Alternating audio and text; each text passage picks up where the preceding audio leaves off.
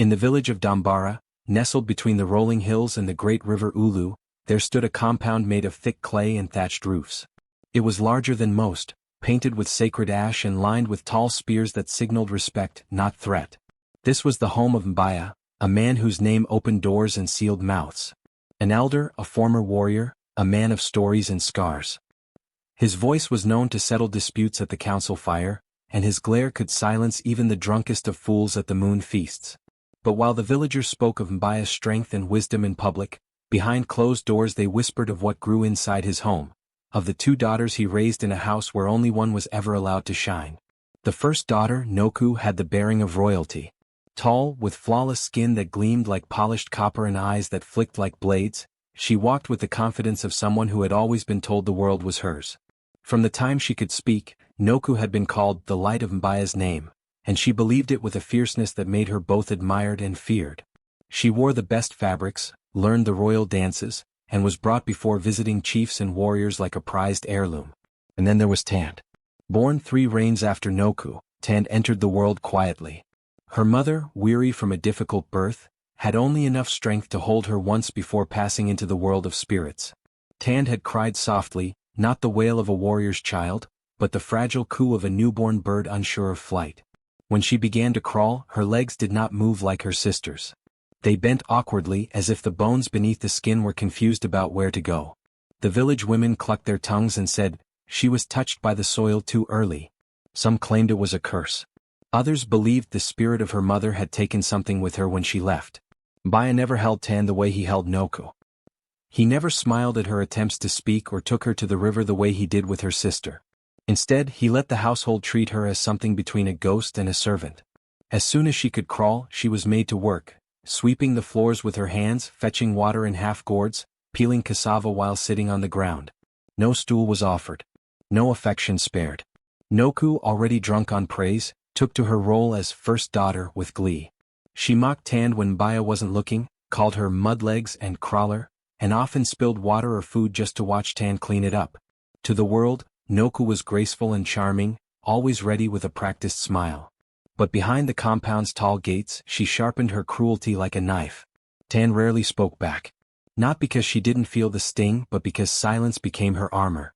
She had her mother's eyes, and sometimes, when Nouku said something particularly vile, Didnt would simply look at her, long, quiet, steady, and for a brief moment, Nouku would shift uncomfortably as if those eyes saw something deeper than flesh.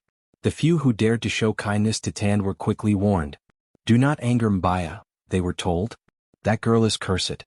You'll carry her bad luck. So Didnt grew up mostly alone. Her only comfort came during her short moments at the back of the compound, near the old fig tree where her mother's grave mound was covered in creeping moss. She would crawl there when no one was watching and hum songs she barely remembered.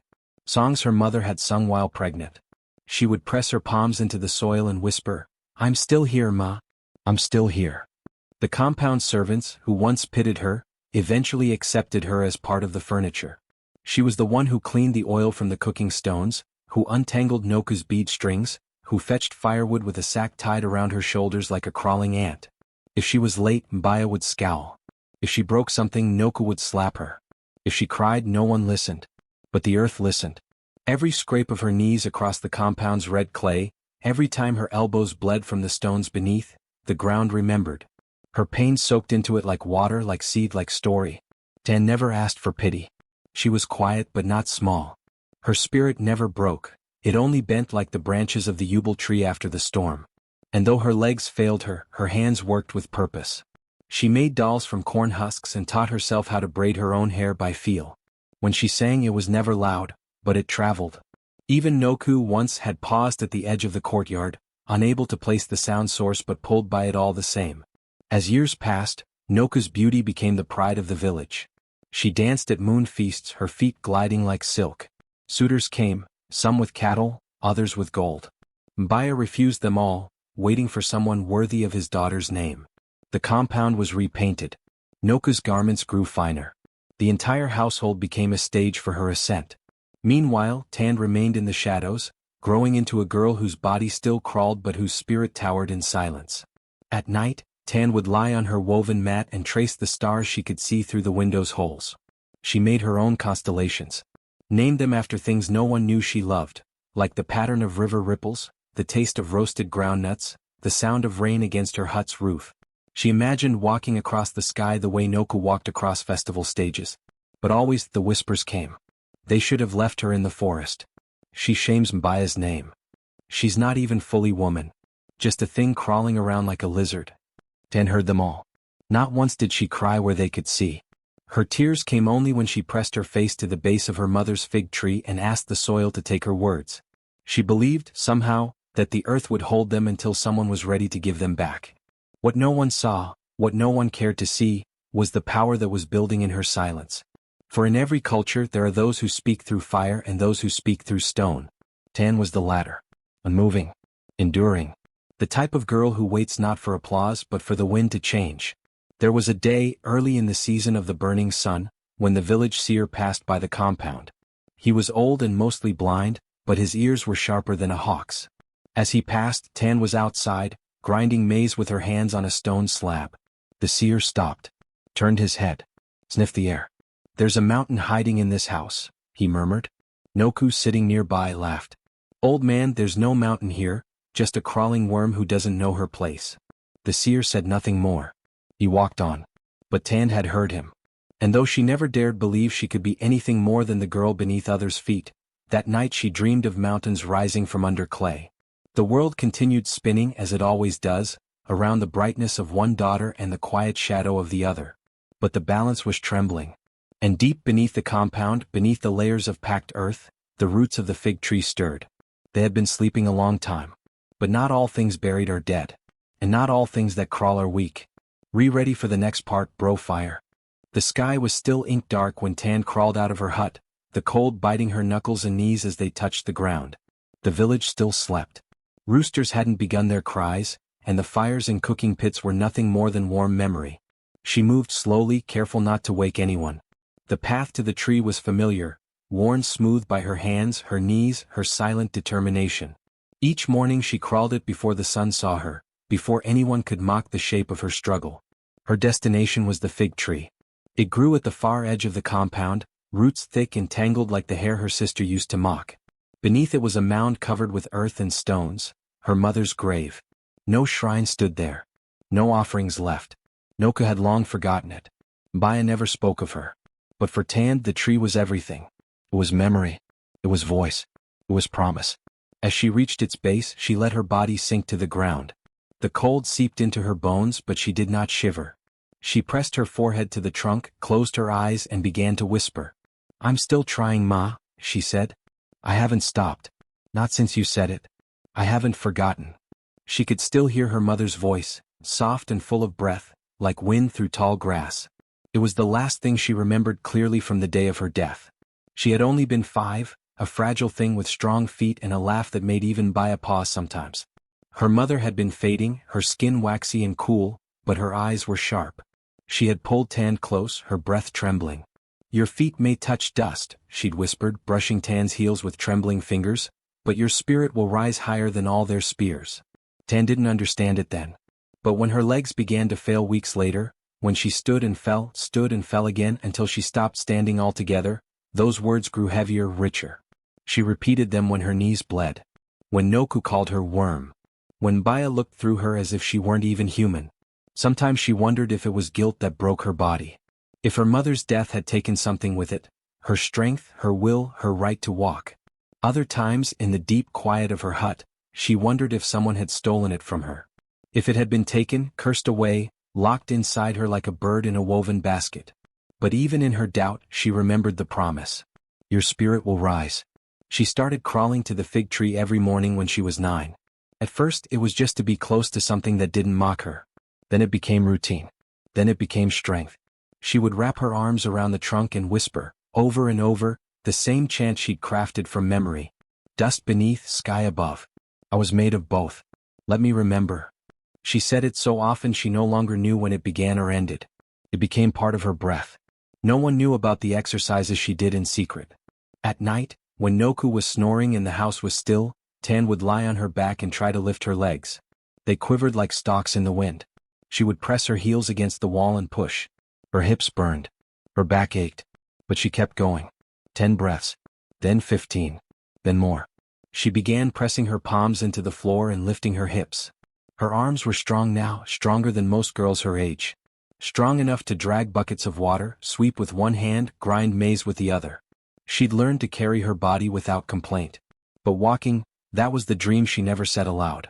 The one she buried like a sacred stone, afraid someone might crush it if they knew it was real. She once tried to stand when she was 11.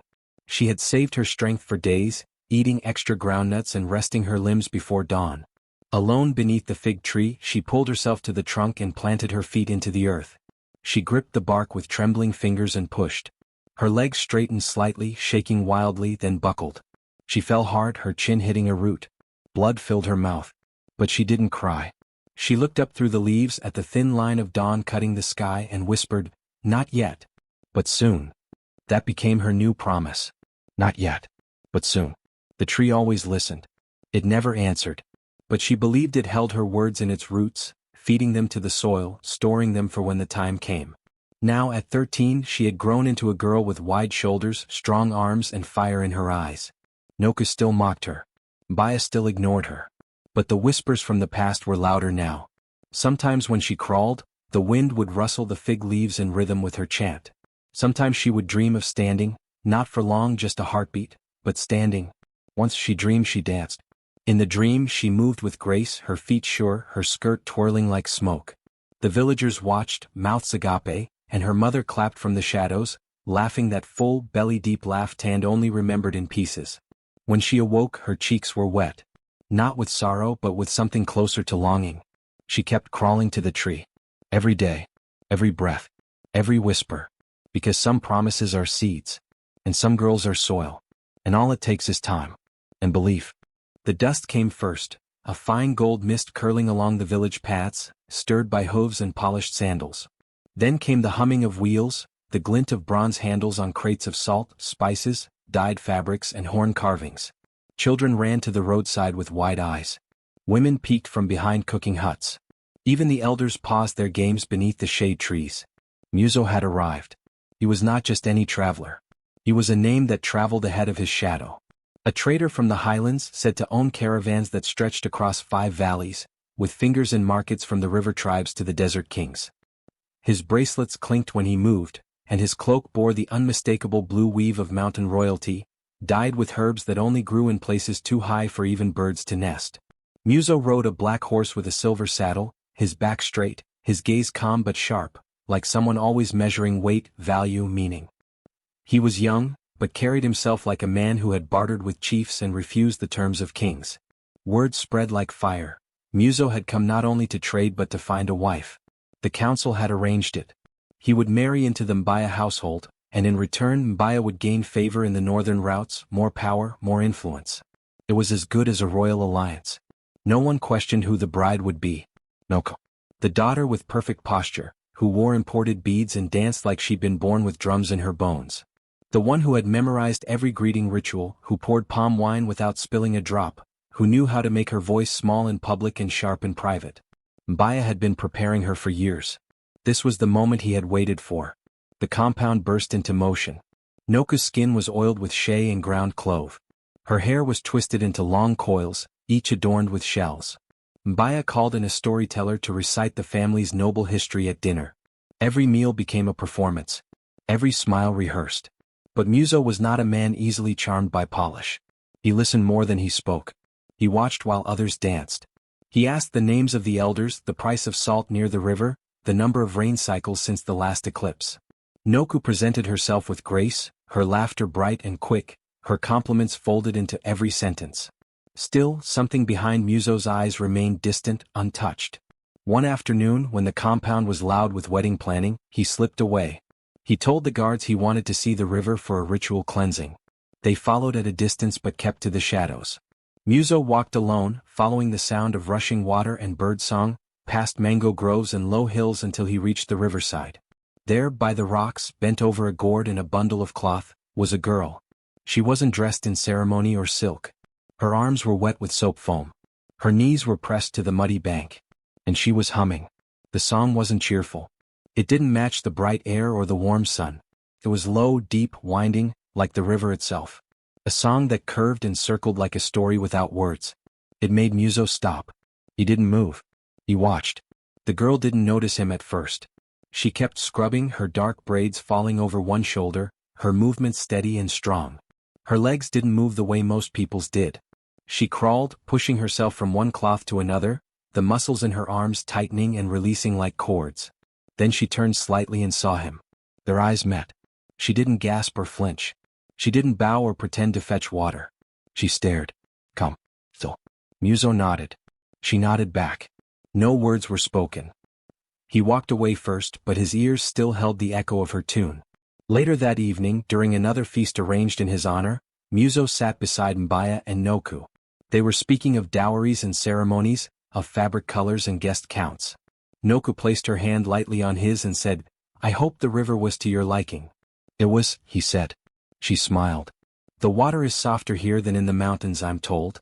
It is, he replied, but the songs are older. She blinked. Songs? He said nothing more. He ate little that night. Spoke even less. But when Mbaya toasted to future alliances, Muso raised his cup. His face was unreadable. His thoughts wandered like caravans through a desert.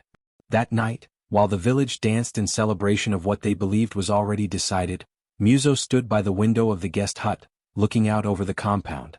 He thought of the girl at the river, the strength in her hands, the silence in her eyes, the song that spoke without needing words. Something in him stirred, not lust, not pity, but a sense that he had seen something rare, something real.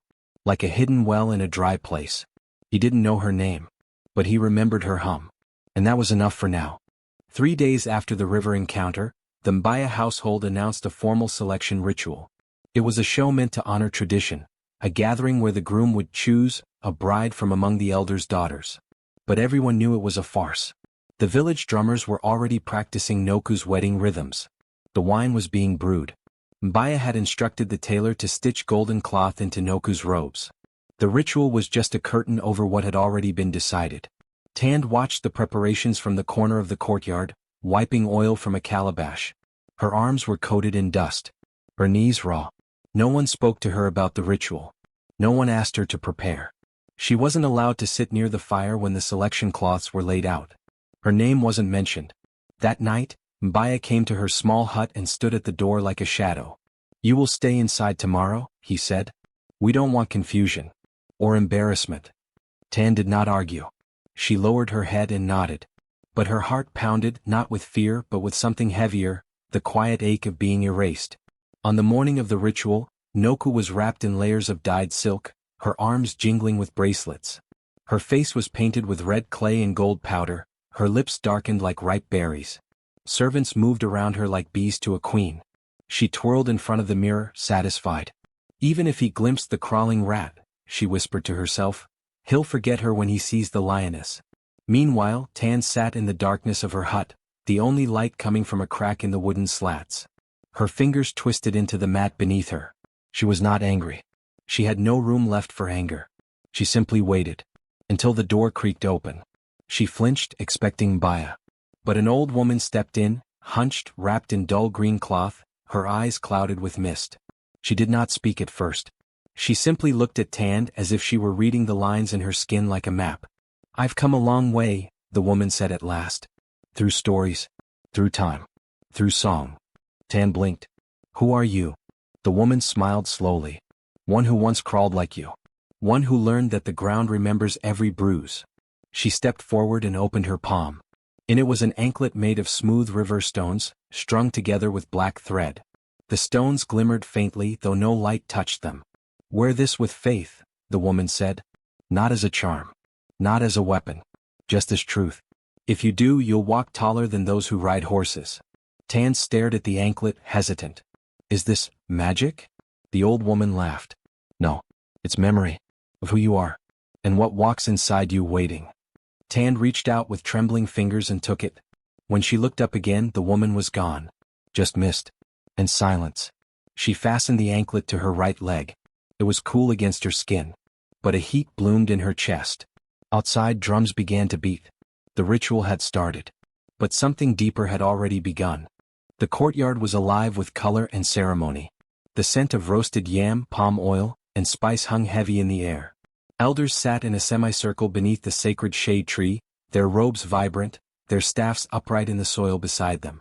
Musicians plucked slow rhythmic notes from stringed instruments, a pulse meant to carry dignity and tradition. Nouku stood at the center, radiant in gold and crimson, the silk of her robes catching the sunlight like fire caught in cloth. She bowed, twirled, curtsied, a perfect performance rehearsed for years. The villagers crowded behind the gate walls, whispering, gasping, praising. She's ready? Mbaya has raised a queen. She looks like the river goddess herself. Prince Muzo sat silently beside Mbaya, his expression unreadable. He wore a cloak of soft green and bone-white trim, his hair pulled back in Highland fashion. His eyes followed Nouku's every move, but something distant lingered in his gaze, as if he were looking for someone else entirely. Then the murmurs began. It started with a gasp. Then a ripple. One of the guards pointed toward the edge of the courtyard, where the stone path met the dust. A figure was approaching. Slowly. Not walking, crawling. Tanned. She wore no fine cloth, only her cleanest brown wrap, its hem fraying where her knees dragged it across the ground. Her hair was tied back with a simple cord, her hands raw from climbing over the gravel path. But her eyes were calm. Focused. What is this disgrace? Mbaya growled, rising halfway from his seat. Elders turned, frowning.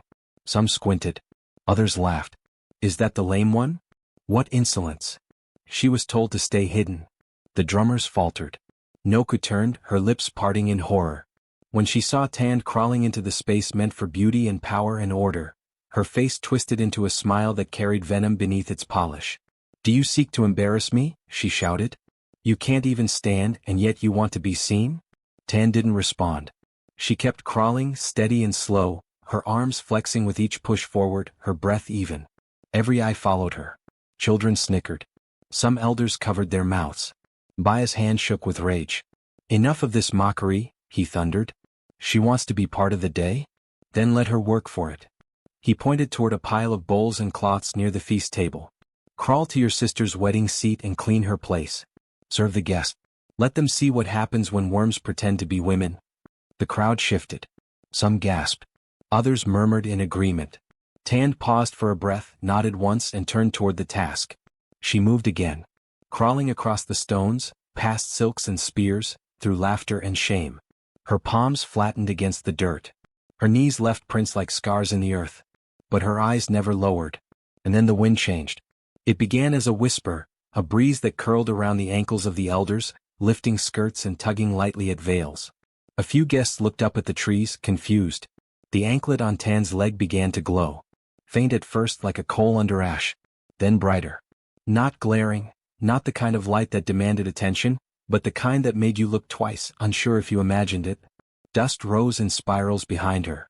Not kicked up, but rising, gently, deliberately, as if the earth was breathing her path into existence.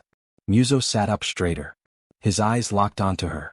The drums resumed, but slower, unsure. Tan reached the table. Her fingers moved with care as she wiped Nouku's seat. The gold cushion, the ivory utensils, the polished plates, all touched with the same dignity she offered to the fig tree at dawn. The wind lifted her hair. Some guests shivered. Is she singing? One elder whispered. No words left her lips, but her breath seemed to pulse in rhythm with something ancient, something that moved with the soil, with memory, with promise. Mbaya looked uneasy. Nouku's face twitched, unsure whether to mock or scream. Tan turned and began crawling again, to the next seat and the next. Each time she moved, the dust rose higher, circling her like smoke. Not choking, not wild, graceful, almost reverent. Children stopped laughing. An old woman in the crowd removed her scarf and pressed it to her heart. Muzo leaned forward and whispered something only he could hear. Something that sounded like a name. And still Tan crawled. Through every laugh. Every stare. Every buried insult. But now it wasn't humiliation. It was something else. Something deeper. The anklet glowed brighter. The dust followed. And the wind no longer whispered. It began to sing. That night, the village slept under a heavy hush, disturbed only by the hum of restless winds and the creaking of bamboo fences. But in the small hut tucked behind Mbaya's grand compound, where cracked walls and clay dust clung to silence, something stirred deeper than sleep. Tand lay curled on her woven mat, her arms folded beneath her cheek. Her knees were sore, her palms blistered, her back stiff from the day's crawl. But she did not weep. Her breath was slow even. Her spirit, though exhausted, was awake, listening for something it could not name. Then the darkness changed. She found herself standing, not lying, not crawling, standing. But not in her hut. She was in a space without walls, without floor. Only sky, endless, shifting shades of blue and gold, stretching forever in every direction. The air was thick with a warmth that kissed her skin and smelled faintly of earth after rain. Before her, shadows took shape. Not frightening shadows, but silhouettes rich with familiarity. One stepped forward, her outline glowing like dawn. Tan knew that posture, that jaw, that quiet strength. "Ma," she whispered. Her mother smiled. "I've been listening." Tan took a step, without pain, without falter. She looked down. Her legs obeyed, firm beneath her. "Am I dreaming?" she asked. Another figure appeared beside her mother, and then another, tall, crowned with feathers, wrapped in beads, hair braided with stories. Women of different ages, all with eyes that glowed like emberlight.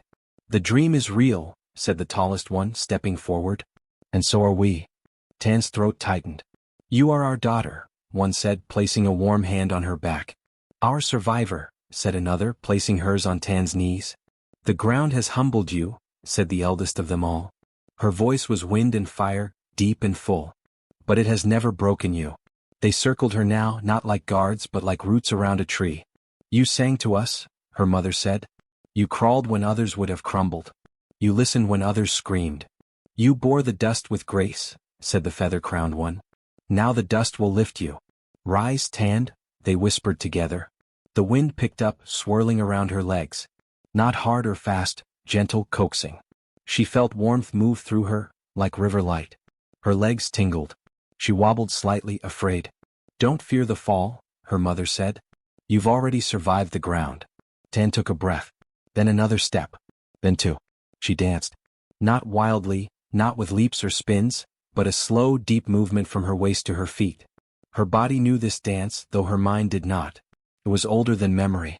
Her mother clapped. The ancestral women began to hum, their voices weaving a song that felt like heartbeat, like soil cracking in spring. Tan cried, not from sadness but release. Her tears floated up, turned into stars above the sky room. "You must return now," her mother said gently. "But the path is different." Tan looked down. Her feet were glowing. She opened her mouth to speak, but the world was already fading. The sky dimmed. The warmth cooled. The hum softened. And then her eyes fluttered open. She was back in her hut. Still lying on her mat. The walls were still cracked. The night still pressed at the window slats. But something had changed. Her legs burned. Not with pain but with life. Her muscles pulsed. Her toes curled. She gasped. The sensation shot up from her heels to her hips like a river breaking its dam. She sat up slowly, the mat rustling beneath her. She reached down and pressed her hands to her thighs. There was strength there. She pushed one leg out. Moved. Her breath caught. She tried the other. It twitched. Tan placed both hands on the floor and dragged herself forward until she reached the hut wall. She placed her palms against the clay and pressed her heels into the mat. Her arms shook. Her knees screamed. But her heart pounded like a drum. She tried to stand. Her hips rose first. Her knees bent. Her ankles buckled. But she did not fall. She stood, for a full breath, then two. Then her legs folded and she collapsed softly onto her knees. But even as her body touched the earth, her eyes filled with fire. Not yet. But soon. She placed a hand on the anklet. It was warm. She smiled through the tears. Her voice barely above a whisper. "I remember now." And the wind outside sang back. The drums began before dawn. Deep, rolling echoes that bounced off the hut walls and danced across the hills like thunder taught to sing. Smoke from the ceremonial fires curled through the trees, and flower petals rained from high balconies as women scattered them in careful spirals. The day had arrived. Nouku's wedding, a spectacle promised to shine brighter than any moon. The villagers poured into the great square in front of Mbaya's compound. Cloths of red and yellow were draped across poles. Painted masks hung from trees. Musicians tuned their flutes and drums beneath the carved archway where the wedding mat had been placed. It was woven from royal fibers, threaded with gold and cowrie shells, sacred only for a bride chosen by ancestors, or so the priestess had said. Nouku emerged like a goddess in silk. Her hair was crowned with bronze feathers. Her arms shimmered with bangles. She moved with pride, each step measured, her gaze sweeping over the crowd like a ruler surveying her subjects. Mbaya followed behind her, beaming, his fingers heavy with rings. Whispers of approval rippled from elder to child. The prince, Muzo, stood at the ceremonial post, robed in green, but his face was unreadable. He nodded when Nouku approached, but the spark was absent. Then came the moment of ancestral offering. Tradition demanded both daughters of a household, no matter their rank or status, serve the groom during the offering ritual. The eldest would present the gift. The youngest would clean the ceremonial ground. A show of balance, of harmony. And so once again Mbaya called for Didnt. Guards opened the small gate behind the compound. Didnt appeared, knees to the earth, hands dusted in red clay, crawling across the ground like something less than human. The crowd snickered. Again she crawls. Why must we witness this shame? Let her stay hidden. Nouku turned her head just slightly, a satisfied smirk tugging at her painted lips. How fitting, she whispered to herself. She'll always bow to me. Didnt said nothing. Her fingers dug into the soil, steady, deliberate. She moved forward, slowly. The sun blazed above her, but she didn't flinch. Her eyes were not on the mat, nor on Nouku, nor on Muzo. They were fixed on something no one else could see, something far beyond them. The anklet on her leg began to glow. At first faintly. A flicker, a pulse like breath beneath skin. The wind stirred. Dust began to rise behind her, not wild but in careful circles, curling around her like dancers summoned by a song only she could hear. The petals that had fallen on the ground began to lift again, caught in eddies of air.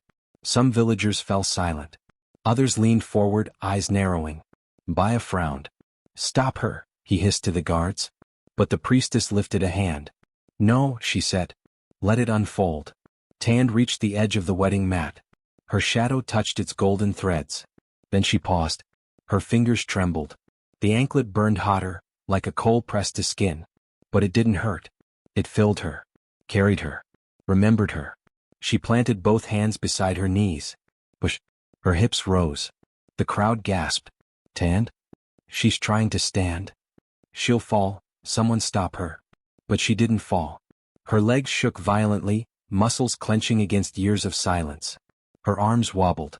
Sweat broke across her back. But she kept pushing. Inch by inch. Breath by breath. Until she was kneeling, then half standing, then upright, fully standing. Didnt stood. The square fell silent. No music. No laughter. Just the wind, howling now through the banners, lifting veils and scattering flower petals into the air like wild confetti. A child dropped their gourd cup. An elder clutched their chest. Mbaya stepped forward, his voice uncertain. This is impossible. But she was still rising, not just with her body but with presence. Her shoulders rolled back. Her chin lifted. The clay dust on her knees cracked as she straightened. The anklet pulsed with golden light. Her shadow, once hunched and low, stretched long across the mat, longer than Nouku's. Taller than Muzo's. Nouku stared, her mouth dry. She's walking? Didnt took a step. Not fast. Not elegant. But firm. Then another. The ground beneath her felt alive, pushing upward to meet her heels, not rejecting them as it once did. She stepped onto the ceremonial mat. The shells rattled. A breeze shot upward, and the wedding cloths above snapped violently in the air, some tearing free from their poles. A clay jug cracked behind the crowd. Still Didnt walked. She passed Mbaya. He couldn't look her in the eyes. She passed Nouku. Her sister flinched as if a mirror had been broken. She stood before Muzo. The prince's breath caught. His lips parted. He bowed. Not deeply, but enough. Enough for the village to see. The wedding did not continue. Because something had already been joined, not a man and a woman but a girl and her spirit. Didnt, who had crawled before kings, now stood taller than them all. Didnt stood at the center of the world, or at least it felt that way. The wedding square had frozen. Mouths half open, feet half raised, words half spoken. Time folded itself around her upright frame, stunned by the miracle of her standing. Her shoulders did not slump. Her head did not bow. Her spine, once curved with years of crawling, rose with a quiet defiance that made the sky blink. Her bare feet pressed gently into the ceremonial mat, but it did not sink beneath her weight. If anything, the earth seemed to rise to meet her soles, holding her, as though it had waited all these years to carry her again. Wind whipped her skirt into ripples. Her anklet, bright as a sunstone, pulsed with every step she took. And when she opened her mouth to speak, her voice echoed through the hushed courtyard like a bell that had waited too long to be rung. "I was never less," she said, her voice clear, unshaken. "You only refused to see me." Her words struck like stone thrown into still water, sending ripples across every listener. The elders stiffened. Mbaya's lips moved but formed no sound. The crowd, packed tight beneath the painted banners, held its collective breath. Even Muso, the groom cloaked in emerald silk, stared at her not with pity nor curiosity, but something closer to awe. As though he were seeing her for the first time, though she had always been there, beneath the dust, beneath the shame, beneath the labels others had hung around her like chains. Tan did not flinch under his gaze. She turned slightly, the light catching the clay streaked across her arms and the shine of her anklet. Her presence stretched outward, not in loudness, not in force, but in sheer stillness. She was unmoved, and in that, unshakable. Nouku couldn't bear it. The silence. The shift. The attention she had once owned now slipping like water between her fingers. She shrieked. "This is mine," she screamed, lifting her skirt as she lunged across the mat. "You think you can take this from me? Crawl back where you belong." Her bangles clattered as she charged. But halfway across the mat, something caught her heel. Her body twisted, stumbled, and she fell, hard, onto the shells that lined the ceremonial edge. A sharp crack split the air as one of her bracelets shattered on impact. No one rushed to help her. Mbaya gasped but did not move. The priestess closed her eyes. The crowd whispered like trees before a storm. Tan looked down at her sister, but she did not move to gloat. She did not raise a hand. She did not speak. She simply stood. That alone was thunder. Nouku pushed herself up, her face twisted with confusion and rage, but she did not attack again.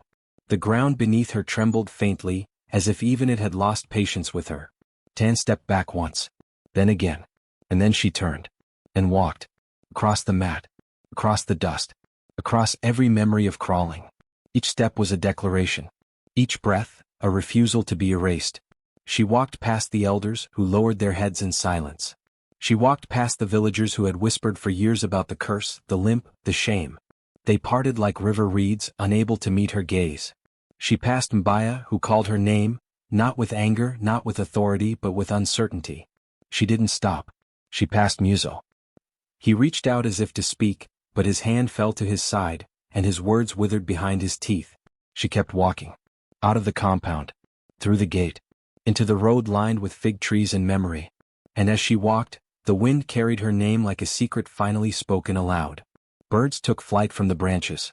Children pressed their faces to the gate slats, eyes wide, mouths open. Tanned. Tanned who had crawled. Tanned who now walked. No more than that. She didn't just walk. She towered. Taller than the groom. Taller than the girl who mocked her. Taller than the father who cast her aside. Taller than every insult, every whisper, every curse. Her body, though slight, cast the largest shadow. And behind her, the wind swirled harder, not as a storm but as a crown.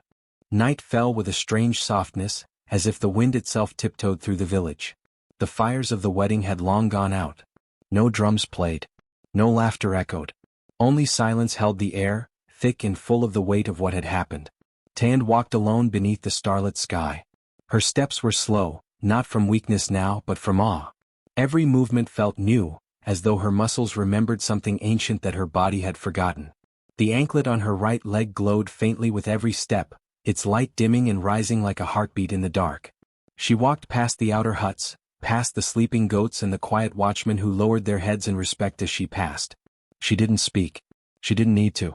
The wind still carried her presence like a cloak behind her. She followed the path to the sacred tree. It stood at the edge of the forest, its great roots curled deep into the earth like the fingers of an elder gripping memory. This was where her mother had been buried. This was where she had crawled as a child, whispering her prayers into the soil when no one else could hear her. Now she stood beneath it. The wind quieted. The leaves stilled. Even the stars above seemed to pause in their slow dance. Then, as if shaped by mist and memory, the old woman appeared. But she was not old now. Her back was straight. Her skin glowed like moonlight on river water. Her eyes shimmered like starlight held behind smoke. Her hair was long and dark, braided with shells and beads of unknown origin. And though her face was different, Tan knew her. Knew her from the voice that once spoke in riddles and fire. "You returned?" Tan whispered. The woman nodded, stepping closer. I never left. I walk with all who remember. Tand lowered her head. Who are you really? The woman smiled, and her voice was not just one voice now. It was many, layered, echoed, full of generations. I am the spirit of the forgotten mothers, she said. The ones who bled unseen.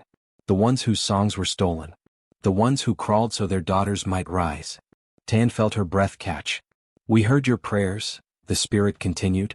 Every word beneath your breath, every bruise beneath your cloth. You crawled, yes, but you did not break. Your crawl became a climb. And the earth does not forget who bleeds on it. The old woman reached into the folds of her robe and pulled out something wrapped in a cloth the color of deep night. She unwrapped it. Inside was a second anklet. It glimmered gold, not flashy like wealth, but radiant like sunrise.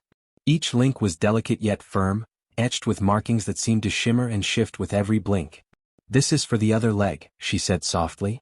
The one that bore the weight of silence. Tand hesitated. It is not a gift of healing, the spirit said. You've already done that yourself. It is a reminder. She crouched down and fastened the anklet around Tand's left ankle. The instant the gold touched her skin, warmth spread upward through her bones. Not heat. Not pain. But something steady and solid, like the first breath after a long underwater silence. Why me? Tand asked, voice trembling. Why now? The woman stood again and cupped her face gently. Because you never asked to be more than yourself. You only asked to be seen. And when you weren't, you did not vanish. You endured. That is strength. That is legacy. The sacred tree rustled above them. And now, the spirit continued, you must walk where others fear. You must speak where others are silent. You must remind the world that those who kneel are not always bowed, and those who rise are not always welcome. Tand looked down at both anklets, one of river stone, glowing like memory, and one of gold, gleaming like dawn. Her legs stood strong beneath her. I don't know where to go, she confessed. The spirit laughed gently, like water running over stone. You don't have to. Just walk. The path will rise to meet you. Tand nodded slowly. And when she looked up again, the woman was gone. No footsteps. No farewell. Only the sound of leaves above whispering secrets in a language older than time. Tand turned and stepped away from the sacred tree, her feet light, her heart full. Behind her, the roots seemed to hum. Ahead of her, the wind opened a path through the grass. And Tand walked. Not as a girl cast aside. Not as a sister forgotten. But as one born from the crawl, blessed by the climb, and crowned by the mothers who never stopped watching. With river stone on one ankle. And gold on the other. In the days that followed Tand's rise, the village could no longer return to what it had been. The air had changed. Not with noise or rebellion, but with something quieter and more dangerous. Reflection. It was in the way the girls walked to the river, not hurried, not stooped, but upright and watching. It was in the way the elders shifted uncomfortably in their seats when certain questions lingered too long in the air. It was in the silence of Mbaya's courtyard, where once there had been only the sounds of command. Tand did not speak of what had happened. She didn't need to. Her story moved on the wind. It carried through cooking fires, braided into hair, whispered in the corridors of huts. Children repeated it as a game. She crawled and stood. She fell and walked. The earth remembered. The mothers heard first. Those who had been silenced in their homes, who had hidden bruises beneath bangles, who had swallowed insults with millet. They began asking questions. Why can't my daughter sit at the table? Why is it wrong for her to speak while men do? Why are her feet always asked to walk behind? The grandmothers, the ones closest to the grave, were the boldest. They laughed when the priestess scolded them for their new tone. We are already near death, they said. What fear is left? The priestess herself, once bound by ritual law, began to shift. She reread the old scrolls. She listened to the drumming of trees at night. She fasted for 7 days beneath the sacred tree. And when she returned, her eyes were wet with knowing. We have mistaken silence for wisdom, she said. We have mistaken suffering for virtue. The ancestors do not want obedience. They want truth. The girls were the last to believe it, because belief is hard when your bones are young and your back is used to bending. But when they saw Tand walking freely in the market, offering fruit to a hungry boy, helping an old woman tie her sandal, laughing with women who had once spat at her, they began to wonder. If she could walk, maybe they could speak. The first to try was Liso, a quiet child known for collecting bird feathers and refusing to speak when called upon. She stood one morning at the center of the village and said, "My brother hit me." And no one stopped him. It was not loud. It was not long, but it was heard. Her mother wept. Her father fell silent. The elders frowned but said nothing. And then another girl spoke. Then another. One said, "Why do we serve when we are all so hungry?" Another said, "Why must our feet bleed before we are called worthy?" A third simply said, "I don't want to marry him." The priestess summoned the council. The council summoned the elders. And for the first time in decades, the village sat in a circle not to punish but to listen. It was awkward at first. Listening always is. There were interruptions. Defenses. Old men speaking too long. But there was also silence that stretched between words. The kind of silence that lets truth sink in. Baya did not speak during the first 3 gatherings. He sat at the edge, lips tight, staff in hand. His robes were still bright but his voice had dulled. He looked older than before. Smaller. Nouku sat beside him, arms crossed, eyes full of fire and shame. It was on the 4th day that he stood. "I raised one daughter in the sun and another in the dust," he said. "And it was the one in the dust who brought us rain." He bowed his head. No one clapped. No one needed to.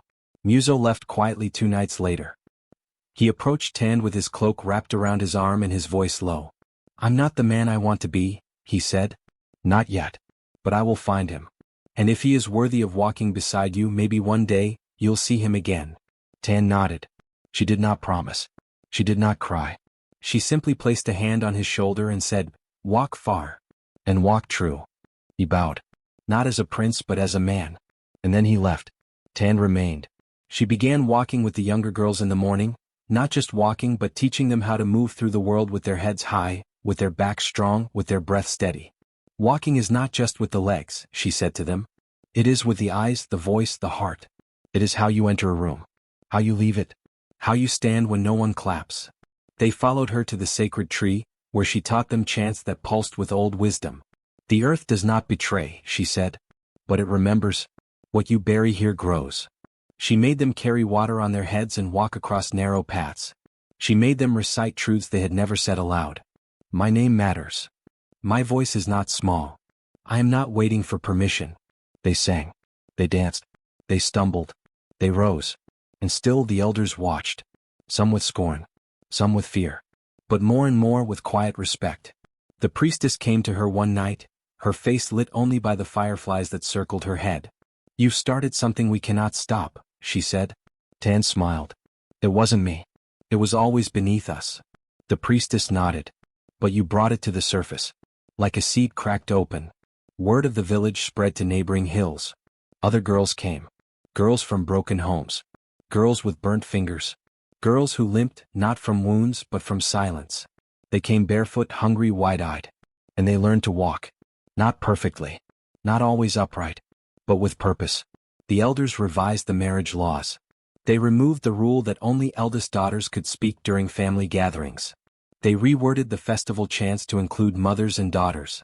They renamed the square where Tand had stood simply, the place of rising. Baya never fully recovered his authority. But in time he found peace. He walked slower. He sat beside the tree more often. And one morning he offered to cook breakfast for his daughters.